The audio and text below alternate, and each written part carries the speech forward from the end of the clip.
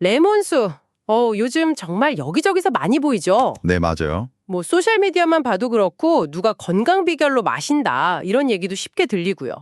그래서 오늘은 저희가 여러분이 보내주신 여러 자료들, 뭐 건강 칼럼이나 기사, 또 유튜브 영상 같은 거 이런 걸 싹 모아서 레몬수 이거 진짜 효과가 있는 건지 혹시 뭐 주의할 점은 없는지 그 핵심만 좀 파헤쳐 보려고 합니다. 과연 소문대로일까요? 네, 사실 이게 상큼하고 또 마시기도 편하니까 많이들 찾으시잖아요. 근데 이 인기만큼이나 효능에 대한 주장도 워낙 다양해서요. 어떤 정보가 정말 과학적인 근거가 있는 건지 이걸 좀 꼼꼼히 따져볼 필요가 있습니다. 보내주신 자료들 보면서 같이 한번 그 실체를 알아보죠. 좋습니다. 그럼 바로 가장 많이 나오는 얘기부터 해볼까요? 피부 미용 효과요. 레몬에 그 비타민C 많다고 하잖아요. 그래서 뭐 콜라겐 합성도 돕고 피부 노화 방지에도 좋다. 이런 말 진짜 많이 들었어요. 심지어 피부를 뭐 밝게 해주고 염증까지 줄여준다고요. 네, 맞아요. 그 비타민 C하고 플라보노이드 같은 항산화 성분들, 이게 피부 건강에 기여할 수 있다는 건 사실입니다. 항산화라는 게 결국 세포 손상을 막는 거니까요. 특히 어떤 자료 보니까 레몬 껍질, 그 안쪽 흰 부분 있죠. 거기에 이 플라보노이드가 더 많다고 하고요. 또 레몬 추출물이요. 이게 피부 콜라겐 생성을 꽤 증가시켰다. 뭐 이런 연구 결과도 있긴 하더라고요. 아, 추출물 연구군요. 그쵸? 그럼 뭐 직접 마시는 거랑은 좀 다를 수도 있겠네요. 네, 그럴 수 있죠. 그럼 제일 궁금해하실 부분, 다이어트. 이건 어떤가요? 뭐 신진대사를 높이고 독소를 빼줘서 살 빠진다. 이런 주장들 많잖아요. 네, 이 부분은 좀 더 신중하게 봐야 할 것 같습니다. 일단 레몬수 자체가 칼로리가 거의 없으니까요. 당연히 설탕 든 음료 대신 마시면 칼로리 섭취는 줄겠죠. 어쩌면 이게 가장 큰 효과일 수 있어요. 물론 뭐 레몬 속 폴리페놀 성분이 지방 연소를 돕는다. 이런 연구도 있긴 한데 레몬수 자체만으로 체중 감량 효과가 아주 크다. 이렇게 보긴 좀 어렵습니다. 그보다는 물을 마셔서 생기는 포만감이나 아니면 나 레몬수 마시니까 건강 챙겨야지 하면서 식단에 더 신경 쓰게 되는 거. 이런 좀 간접적인 효과일 가능성이 크다. 이런 분석이 많더라고요. 그렇군요.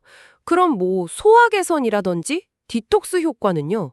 뭔가 몸속 노폐물을 싹 씻어낼 것 같은 그런 느낌인데요. 네. 레몬의 그 구연산이 소화를 돕는다는 주장은 있긴 한데요. 사실 그 영향은 아주 미미하다는 의견이 좀 더 많습니다. 오히려 2022년에 프랑스 연구를 보니까 레몬수가 위를 더 빨리 비우게 만들어서요. 공복감을 더 느끼게 할 수도 있다 이런 결과도 나왔어요. 그럼 다이어트엔 오히려 좀 방해가 될 수도 있겠네요? 그럴 수도 있는 거죠. 그리고 디톡스라는 거요. 이게 사실 의학적으로는 좀 모호한 개념이거든요. 우리 몸에는 이미 간이나 신장같이 아주 훌륭한 해독 시스템이 잘 작동하고 있고요. 레몬수가 어떤 특정 독소를 뭐 어떻게 제거한다 이런 구체적인 증거는 좀 부족하다. 이게 여러 자료들의 공통적인 지적입니다. 아, 생각보다 다이어트나 디톡스 효과는 그냥 기대하기엔 좀 어렵겠네요. 네, 그렇죠. 그럼 뭐 다른 건강상 이점 이런 건 없을까요? 면역력 강화나 아까 신장결석 예방 얘기도 있었던 것 같은데요. 네, 비타민C가 면역에 중요하긴 합니다. 근데 이미 충분히 섭취하고 있다면 뭐 레몬수를 더 마신다고 해서 면역력이 갑자기 막 강해진다. 이렇게 보긴 좀 어렵고요. 하지만 레몬의 진짜 강점이라고 할 만한 건 당분이 적고 구연산이 풍부하다는 점이에요. 바로 이 구연산이 신장 결석 예방에는 도움을 줄 수 있다. 이런 연구들이 꽤 있습니다. 오, 네, 그 구연산염이라는 성분이 소변을 덜 산성으로 만들고 또 작은 결석이 생기는 걸 좀 억제하는 데 기여할 수 있다는 거죠. 신장결석 예방 효과는 이거 좀 주목할 만한데요? 네, 그 부분은 긍정적이죠. 근데 뭐 좋은 점만 있는 건 아니겠죠. 레몬 엄청 시잖아요. 부작용 같은 건 없을까요? 바로 그겁니다. 그 점이 아주 중요해요. 레몬이 pH 2 정도, 그러니까 산도가 매우 높습니다. 거의 식초나 위산에 가까울 정도예요. 와, 그렇게나요? 네, 그래서 이걸 빈속에 마시면 위 점막을 자극해서 속쓰림이나 위염, 또 역류성 식도염 같은 증상을 악화시킬 수가 있습니다. 실제로 이런 질환이 있으면 감귤류 섭취를 좀 제한하라고 권고하기도 하고요. 아, 위 약하신 분들은 진짜 조심해야겠네요. 치아는요? 치아에는 괜찮을까요? 치아 건강에도 좋지 않습니다. 강한 산성이 치아의 가장 바깥층, 에나멜이라고 하죠. 그걸 부식시킬 위험이 큽니다. 특히 레몬의 구연산은 칼슘이랑 잘 결합하는 성질이 있어서요.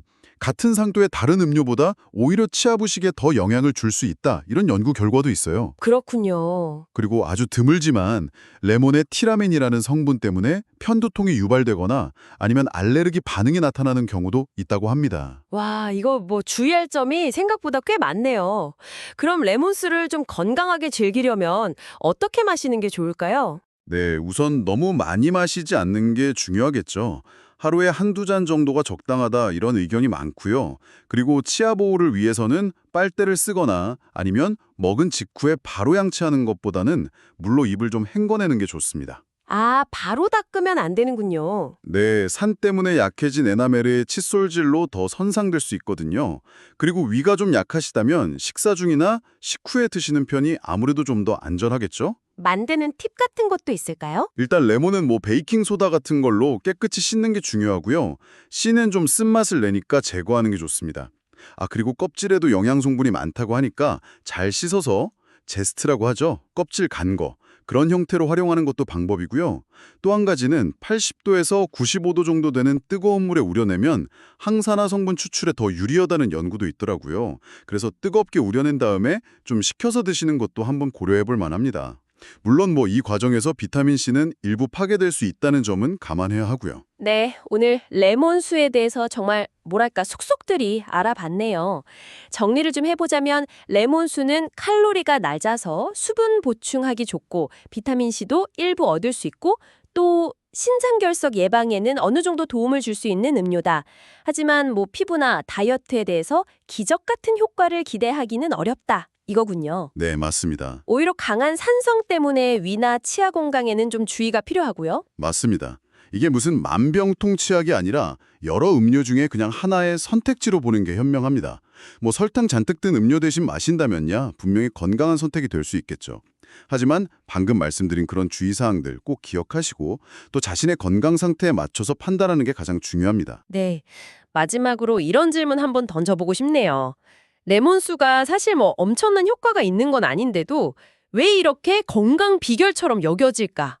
어쩌면 그 레몬 자체의 효능을 넘어서 내가 지금 건강을 위해서 뭔가를 하고 있다는 그 행위 자체가 주는 만족감, 일종의 플라시보 효과 같은 거 아닐까요? 그럴 수도 있겠네요. 어쩌면 레몬수가 건강에 대한 관심을 이렇게 불러일으키는 계기가 된다는 점, 이것도 무시할 수는 없겠죠. 여러분의 생각은 어떠신가요?